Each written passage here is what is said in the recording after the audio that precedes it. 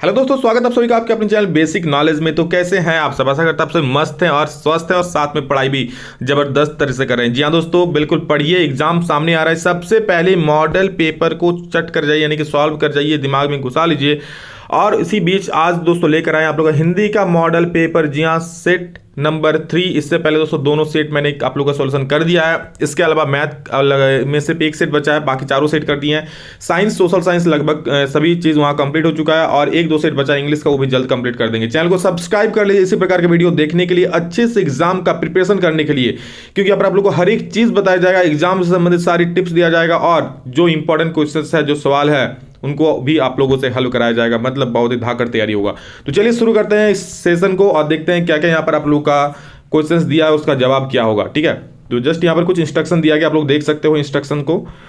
पहला सवाल दोस्तों यहाँ देख सकते हैं, नीचे दिए गए अंश को पढ़कर आप लोग को यहाँ पर कुछ सवाल दिया, उसका जवाब देना है। ठीक है, तो सब बहुत हमको अच्छा लगा ये वाला चीज, तो आप लोग इसको जरूर पढ़ लीजिएगा दोस्तों। बहुत अच्छा लगा मुझे ये वाला चीज। साहस के बारे में लिखा हुआ है कि साहस की जिंदगी सबसे बड़ी जिंदगी होती है। साहसी मनुष्य की पहचान यह है कि वह बिल्कुल निडर होता है और इस बात की चिंता नहीं करता कि तमाशा देखने वाले लोग उसके बारे में क्या सोच रहे हैं। और बिल्कुल सच बात है दोस्तों, मैं आप लोग अगर कहूँ तो आप लोग इस बात की चिंता मत कीजिए कि लोग आपके बारे में क्या कह रहे हो। आप लोग चुपचाप मेहनत करते जाइए, एग्जाम का प्रिपरेशन करते जाइए। आपका जब रिजल्ट आएगा तो वो सबको जवाब देगा, हाँ ये बच्चा पढ़ता था कि नहीं पढ़ता था। एक बात याद रखिएगा मेरा दोस्तों, कि आप अभी कितनों पढ़ लीजिए या फिर कितनों कर लीजिए, अगर आपका रिजल्ट मतलब कितनों घूम लीजिए, रिजल्ट अगर अच्छा आएगा ना, आपका सारा जो भी गलती है सब माफ कर जाएगा। अगर आप घूमते भी हो, अगर आपका रिजल्ट बढ़िया हो, चुपचाप घर में मान लीजिए 4-5 घंटा पढ़ते हो, फिर बाहर जाके खेलते हो, सब कोई देखता है, तब आपका रिजल्ट बढ़िया है, क्योंकि आप घर में तो पढ़ रहे हो ना अभी, तो सारा चीज वहां पर आपका माफ हो जाएगा। लेकिन वही एक बच्चा जो दिखता नहीं है, घर में चुपचाप बैठा रहता है, गेम खेलता है और उसका रिजल्ट खराब आएगा, तो फिर उसी को दोष देगा कि हाँ पढ़ा नहीं था। तो बस मतलब आपका रिजल्ट अगर अच्छा आएगा तो सारा खून सात खून माफ। ठीक है, चलिए पहला सवाल आप लोग का, साहसी मनुष्य की पहचान क्या है। सब कुछ आप लोग सवाल देख सकते हैं। साहसी मनुष्य की क्या पहचान है, तो देख सकते हो उसका आंसर क्या है। साहसी मनुष्य की पहचान यह है कि वह बिल्कुल निडर होता है और इस बात की चिंता नहीं करता कि तमाशा देखने वाले लोग उसके बारे में क्या सोच रहे हैं। बिल्कुल इस प्रकार दोस्तों आप लोग साहसी बनिए और लोगों की बातों का चिंता करना छोड़ दीजिए, क्योंकि कोई कहा ही है ना कि लोगों का काम है कहना, लोगों का काम है बातें करना। वो तो बातें करेंगे ही, आप अपना काम करते रहिए। ठीक है, अगर लोग क्या सोच रहे हैं ये भी आप सोचेंगे तो फिर लोग क्या सोचेंगे। नेक्स्ट सवाल है, जिंदगी को ठीक से जीना क्या है। तो जिंदगी को ठीक से जीना हमेशा ही जोखिम झेलना है और जोखिम से बचने वाला आदमी जिंदगी का मजा नहीं ले पाता। यानी कि जिंदगी को ठीक से जीना क्या है कि जिंदगी में उतार चढ़ाव आते रहते हैं, सभी के बीच में हमको जिंदगी यहाँ पे जीना होता है। जिंदगी को ठीक से जीना हमेशा ही जोखिम झेलना होता है, मतलब जोखिम से आपको भागना नहीं होता है और जोखिम से बचने वाला आदमी जिंदगी का मजा नहीं ले पाता है।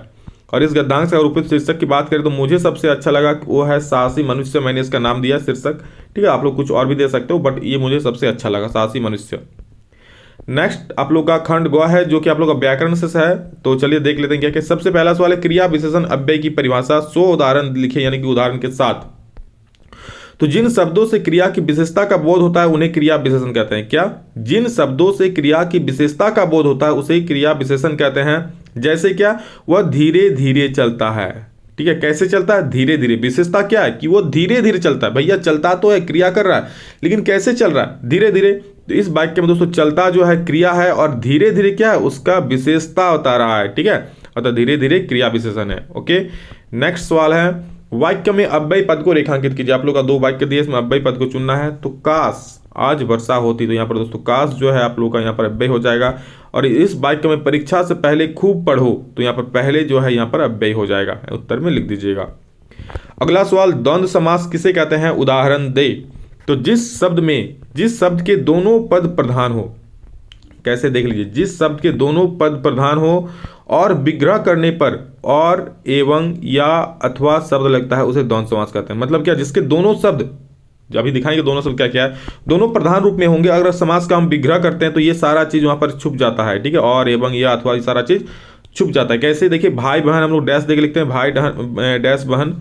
तो यहाँ पर क्या करेंगे, भाई और बहन। तो भाई बहन दोनों तो प्रधान है, लेकिन अब यहाँ पर जब हम किए तो भाई और बहन हो गया। ठीक है, दाल रोटी, तो क्या हो, दाल और रोटी। छोटा या बड़ा, तो छोटा या बड़ा हम लोग क्या करें, छोटा बड़ा हो जाएगा। तो ये सारा चीज यहाँ लग जाएगा। देखिए ये शब्द लग जाता है और या अथवा ये शब्द लगता है तो क्या हो जाएगा, द्वंद्व समास हो जाएगा। तो उसी प्रकार एग्जाम्पल दिया, देख लीजिएगा। इसी का और में मतलब या तो आप ये वाला सॉल्व कीजिए या फिर ये वाला। और एक सवाल है, लंबोदर का समास विग्रह करें और समास का नाम लिखे।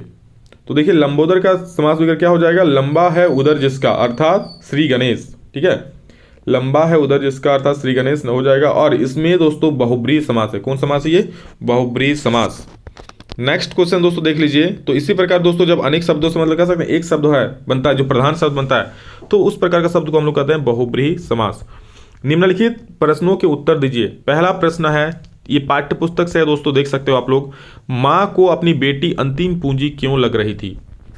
तो देख लीजिए क्या है, माँ को अपनी बेटी अंतिम पूंजी इसलिए लग रही थी क्योंकि माँ अपनी बेटी के साथ अपने जीवन के सभी सुख दर्द सभी दुख दर्द बांटती थी, ठीक है। वही उसकी सबसे निकट और सच्ची साथी थी। मतलब क्या, माँ अपनी बेटी को सब कुछ अपना दुख दर्द बता पाती थी, बेटी भी बताती, तो सबसे निकट का साथी वही उसकी बेटी थी। माँ ने अपनी बेटी को बहुत लाड प्यार से पाल पोस कर बड़ा किया था, इसलिए अपनी बेटी का दान करते वक्त माँ को लगता है कि वो अपनी आखिरी जमा पूंजी किसी को सौंप रही है, ठीक है। बहुत ही मार्मिक ये आप लोग देख सकते हैं ये जो कहानी था। अथवा ने क्या देखिए यहाँ पर, और एक सवाल यहाँ पर और में है, माँ ने बेटी को क्या क्या सीख दी। तो देखिए माँ ने बेटी को विदा करते समय निम्नलिखित सीख दी। क्या क्या, माँ ने बेटी को उसकी सुंदरता पर गर्व न करने की सीख दी, ठीक है। आजकल की लड़कियों को आप लोग देखती हैं, थोड़ा सा जस्ट हो गया सुंदर गर्व करने लगती है, तो ऐसा नहीं, वहाँ पर माँ ने, चलिए वो तो अलग बात हुआ है, माँ ने बेटी को क्या कहा कि सुंदरता पर कभी गर्व न करना, और ये बिल्कुल सही बात है दोस्तों। अगर आप लोग भी कोई खूबसूरत है तो उस पर गर्व ना करें यार, मनुष्य सही है। आगे देखिए क्या दूसरा, माँ ने अपनी बेटी को दुख पीड़ित होकर आत्महत्या न करने की सीख दी। और जब जब हमारे सामने दुख आता है, चैलेंजेस आते हैं, तो उससे हारना नहीं है, ठीक है। तो ये चीज़ यहाँ पर कहा है कि आत्महत्या न करने की सीख दी। माँ ने बेटी को धन संपत्ति के आकर्षण से दूर रहने की सलाह दी। मतलब धन संपत्ति से ज़्यादा मोह करने को नहीं कहा, क्योंकि धन अक्सर जब आदमी कोई गलत रास्ता में बताए तो उसका पहला लोभ धन संपत्ति होता है, ठीक है। नेक्स्ट सवाल है दोस्तों, छाया मत छूना कविता हमें क्या संदेश देती है। तो छाया मत छूना कविता के माध्यम से कवि यह कहना चाहता है कि जीवन में सुख और दुख दोनों आते जाते रहते हैं। मतलब भैया सुख भी आएगा दुख भी आएगा। बीते हुए समय के सुख को याद करके वर्तमान के दुख को बढ़ा लेना अनुचित है। मतलब बीते हुए सुख, आप कभी जीवन में कभी सुख पल बिताए थे, खुशी के पल बिताए थे, और वर्तमान में हो सकता है आपका थोड़ा बहुत खराब चल रहा होगा, तो आप जब भविष्य को उस वक्त आप पास्ट को सोचेंगे, भूतकाल को सोचेंगे, तो ये अनुचित है, आपको दुख ही मिलेगा इससे। कवि के अनुसार हमें वर्तमान में जीना चाहिए। अतीत के सुख या दुख को याद करके हमारे वर्तमान को खराब नहीं करना चाहिए। कविता अतीत की यादों को भूलकर वर्तमान का सामना करने एवं भविष्य को संवारने का संदेश देती है। भविष्य को होगा, ठीक है, भविष्य को संवारने का संदेश देती है। नेक्स्ट क्वेश्चन है, शहनाई की दुनिया में डुमराव को क्यों याद किया जाता है, ठीक है। तो देखिए मशहूर शहनाई वादक बिस्मिल्लाह खां का जन्म डुमराव गांव में ही हुआ था, ठीक है। डुमराव एक गांव का नाम है दोस्तों, याद रखिएगा। इसके अलावा शहनाई बजाने के लिए रीड का प्रयोग होता है। शहनाई बजाने के लिए कोई दोस्तों रीड होगा कुछ, उसका प्रयोग होता है। रीड के अंदर से पोली होती है जिसके सहारे शहनाई को फूका जाता है। रीड के अंदर क्या होती है, पोली टाइप का कुछ होगा जिससे शहनाई को फूका जाता है। जो शहनाई देखे होंगे उनको ये पता होगा, हम लोग हम तो देखे नहीं है। रीड नरकट से बनाई जाती है जो डुमराव में मुख्यतः सोन नदी के किनारे पाया जाता है, ठीक है। जो रीड बनता है शहनाई का वो नरकट नाम का कुछ होगा, उससे बनाया जाता है, जो डुमराव में मुख्यतः सोन नदी जो है उसके किनारे पाई जाती है। इसी कारण शहनाई की दुनिया में डुमराव का महत्व है, डुमराव फेमस है, ठीक है।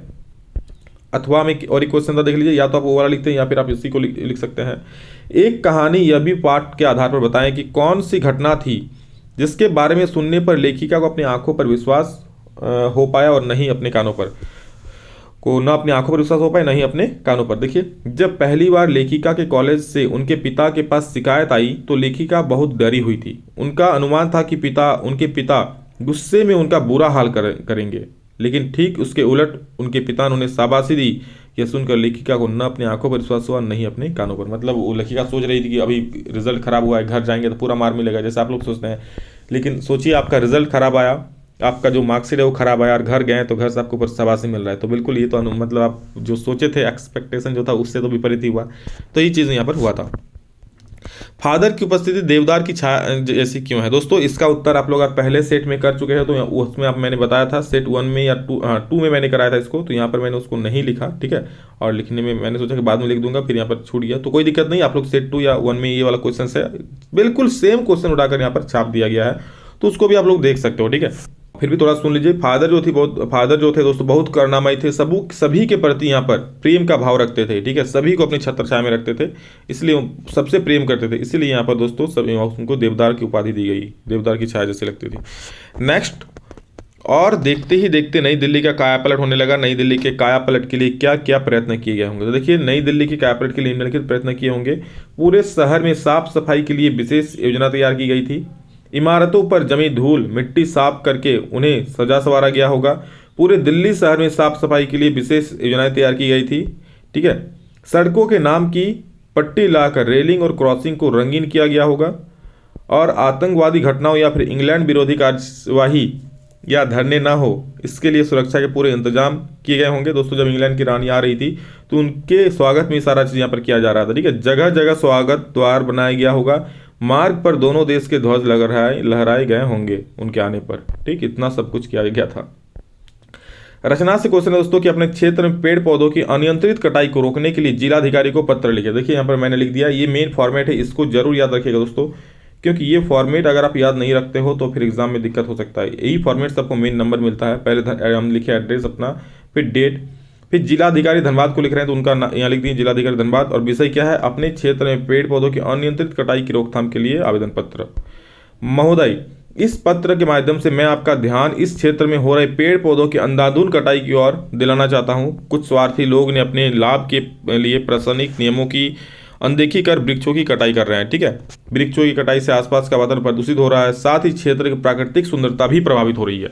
अतः आपसे निवेदन है कि इस अंधाधुंध कटाई को प्रतिबंधित करें, जिससे इस क्षेत्र के निवासियों का स्वास्थ्य प्रभावित न हो और प्राकृतिक सुंदरता को भी नुकसान न हो। इस आपके द्वारा की गई कृपा के लिए हम सदैव आपका आभार रहेंगे। बिल्कुल सिंपल सा वर्ड में लिखा गया था, इसमें क्या ही समझाएंगे आप लोग को, आसान सा है। नेक्स्ट दोस्तों, वार्षिक परीक्षा की तैयारी का वर्णन करते हुए पिताजी को पत्र लिखना है। जैसे आप लोग मान लीजिए वार्षिक परीक्षा की तैयारी कर रहे हो तो अपने अगर पिताजी को पत्र लिखते हो, दोस्तों ये बात तो पुरानी हो चुकी है। हालांकि अब लेटर क्या लिखोगे, जस्ट एक टाइप करो व्हाट्सएप में, सीधा आपके पिताजी के पास पहुंच जाएगा। ठीक है, और पहुंच क्या जाएगा, आप लोग तो वीडियो कॉल करके डायरेक्ट दिखा ही सकते हो आप लोग कितना तैयारी कर रहे हो। तो तैयारी कीजिए। देखिए, पूजनीय पिताजी, सादर चरण स्पर्श, मैं यहाँ स्वस्थ और खुशी से हूँ। आशा है कि आप भी स्वस्थ और खुशी से होंगे। आप मेरी परीक्षाओं की तैयारी के बारे में जानना चाहते थे। मैं आपको बताना चाहूँगा कि इस बार मेरी तैयारी एकदम संतोषजनक है और इस बार मेरा परीक्षा परिणाम पहले से बेहतर होगा। क्यों, देखिए मैंने सत्र के शुरू में ही सभी विषयों की गहनता से अध्ययन आरंभ कर दिया था। धीरे धीरे करके मैं सरल भाषा में उसके नोट्स बनाए और अपनी सुविधा के अनुसार उसे याद करता गया। दोस्तों नोट्स बनाना बहुत जरूरी है, और इस मॉडल पेपर का भी नोट्स बना लीजिए आप लोग। अगर नहीं बनाए हैं तो आप लोग का ये मैं इसका पीडीएफ के लिए कुछ सोच रहा हूँ। ठीक है, देखता हूँ, क्योंकि दोस्तों बनाने में बहुत मेहनत लगता है। पीडीएफ एक पीडीएफ तैयार करना, इतना हाथ से लिखना बहुत टाइम लगता है। तो मैं सोच रहा हूँ एक ही बार में सारा जारी कर दूँ। ठीक है, तो आप लोग अपना नोट्स बना लीजिए, नहीं तो देखता हूँ मैं क्या यहाँ पर कुछ होता है तो। और पढ़िए अच्छा से, आप अच्छा से वीडियो को देख लीजिए, यहाँ पर समझ लीजिए। उस समय की मेहनत का आज फल मिल रहा है। कुल मिलाकर मैं आपसे यह कहना चाहूँगा कि आप मेरी परीक्षा की तैयारी संबंध में चिंतित ना हो। मेरी तैयारी अच्छी और पूर्ण है और इसका परिणाम भी अच्छा हो ही होगा। माता जी को मेरा प्रणाम, चरण स्पर्श करिएगा, और बड़े भैया को सादर प्रणाम। आपका पुत्र, यहाँ पर अपना नाम आप लोग लिख दीजिएगा, जो भी आपका नाम है। ठीक है, नेक्स्ट क्वेश्चन 12 नंबर है कि दिए गए संकेत बिंदु के आधार पर निम्नलिखित में से किसी एक विषय पर निबंध लिखे। मेरा भारत महान है, या फिर आप लोग इतिहास, 1 मिनट ये था, हाँ, मेरा भारत महान, या फिर मेरे जीवन का लक्ष्य। अब जो लिखना है तो मैंने दोस्तों मेरे जीवन का लक्ष्य पर मैंने लिखा। आप लोग देख सकते हैं भूमिका क्या है, मेरे जीवन में लक्ष्य होना क्या है। हमारे जीवन में लक्ष्य का बहुत ही महत्वपूर्ण भूमिका है, क्योंकि लक्ष्य के बिना जीवन जीने का कोई मतलब नहीं होता है। अगर आपके जीवन में कोई लक्ष्य होता तो आपका जीवन बहुत ही आनंदमय के साथ बीतता है, और यह हमारे जीवन जीने का सबसे सर्वोत्तम तरीका। अगर किसी के जीवन में दोस्तों कोई लक्ष्य होता है तो उससे कोई दिक्कत नहीं, मतलब लक्ष्य के प्रति वो पागल रहता है, उसे बाकी किसी से उतना मतलब नहीं होता है। तो लक्ष्य होना बहुत जरूरी है। उसके बिना दोस्तों यहाँ पर कह सकते हैं ना कि उद्देश्य विहीन जीवन हो जाता है। मेरा लक्ष्य क्या है कि मैं जब 9 साल का था, यहाँ पर चलिए पुल्लिंग स्त्रीलिंग हो गया, मैं जब 9 साल का था तभी से, लड़की लोग के लिए यहाँ ठीक है, कि तभी मैंने सोच लिया था कि मैं एक शिक्षिका बनूंगी। शिक्षिका बनकर समाज की बेहतर रूप से सेवा करूंगी। मैं अपने खाली वक्त में अपने से छोटे बच्चों को पढ़ाया करती थी। शिक्षा एक ऐसा माध्यम है जिससे आप अपना ज्ञान दूसरों तक पहुंचा सकते हैं। ज्ञान बांटने से बढ़ता है। और ये लक्ष्य क्यों, मैं एक शिक्षक के नाते, यहाँ पर शिक्षिका लिख दीजिएगा। ठीक है, शिक्षक या शिक्षिका जो आप मानते हो कर दीजिएगा, कोई दिक्कत नहीं है। बनकर इस देश के विकास में अपना योगदान देना चाहता हूँ। मैं उन गरीब बच्चों को मुफ्त में पढ़ाना चाहता हूँ। ठीक है, मैंने दोस्तों यहाँ पर थोड़ा सा मिस्टेक था, यहाँ पर आप लोग शिक्षा कर लीजिए, शिक्षक कर लीजिएगा। ठीक है, स्त्रीलिंग जो था उसको पुल्लिंग कर लीजिएगा। थोड़ा सा इसमें से फॉल्ट है तो आप लोग उसको सुधार कर सकते हो, आप लोग को भी एक्सपीरियंस हो जाएगा। ठीक है। तो इस प्रकार देखिए लक्ष्य क्या है ये मैंने यहाँ पर लिख दिया है, और तैयारी क्या कि मैंने शिक्षक बनने की राह में अपना कदम बढ़ा दिया है। मैं गणित में स्नातक कर रहा हूँ, इसके बाद फिर बीएड करूंगा। मैं एक अच्छा शिक्षक बनने के लिए अभी से बच्चों को पढ़ाना शुरू कर दिया हूँ, ताकि मुझे एक शिक्षक का अनुभव अभी से मिलना शुरू हो जाए। दोस्तों यहाँ पर मैं बार बार कह रहा हूँ, या तो आप लोग शिक्षक लेके चलिए या फिर शिक्षक लेके चलिए। यहाँ पर शिक्षक और शिक्षिका दोनों एक साथ नहीं लेके चल सकते हो, या तो आप शिक्षक बनोगे या फिर शिक्षिका बनोगे। लड़की लोग शिक्षिका लिखिएगा और जो लड़का लोग वो लोग शिक्षक लिखिएगा, ठीक है, कोई दिक्कत आएगा नहीं। नेक्स्ट देखिए दोस्तों, क्या यहाँ पर पर्यावरण के प्रति जागरूकता बढ़ाने के लिए अधिकतम 50 शब्दों का एक आकर्षक विज्ञापन तैयार करें। चलिए हम लोग एडवर्टाइजमेंट तैयार कर लेते हैं। पर्यावरण को बचाना है तो ज़्यादा से ज़्यादा पेड़ लगाना, ये दोस्तों हम लोग का स्लोगन है मेन, ठीक है। पर्यावरण को अगर बचाना है तो ज़्यादा से ज़्यादा पेड़ लगाना है। आजकल कभी नहीं आएगा, हम सबको मिलकर अभी से पर्यावरण सुरक्षित करने के लिए सहयोग देना होगा, ठीक है। आजकल कभी नहीं आएगा और हमें पर्यावरण को सुरक्षित रखने के लिए अभी से योगदान देना पड़ेगा। कल नहीं आएगा, कल करेंगे कभी नहीं, अभी से करना चाहिए। और हमें पेड़ों को काटने से बचाना होगा और बहुत सारी मात्रा में पेड़ लगाने होंगे। प्लास्टिक उपयोग कम करना होगा। आइए मिलके पर्यावरण को बचाएं। तो ये था दोस्तों हम लोग का यहाँ पर एडवर्टाइजमेंट, और इसी के साथ दोस्तों ये सेट भी खत्म हो जाता है। इसके बाद दोस्तों सेट 3 तो हो ही गया, सेट 4 जारी हो जाएगा, फिर सेट 5 भी जारी हो जाएगा। सभी को शेयर कर दीजिए ताकि सभी को इसके बारे में जानकारी मिले, सभी कोई अच्छे से पढ़ पाए, अच्छे से समझ पाए। चलिए दोस्तों, love you all, thank you all of you. अभी के लिए इतना ही, फिर मिलेंगे नेक्स्ट वीडियो में आप लोगों से जल्दी। तब तक के लिए पढ़ते रहिए। थैंक यू, जय हिंद, वंदे मातरम।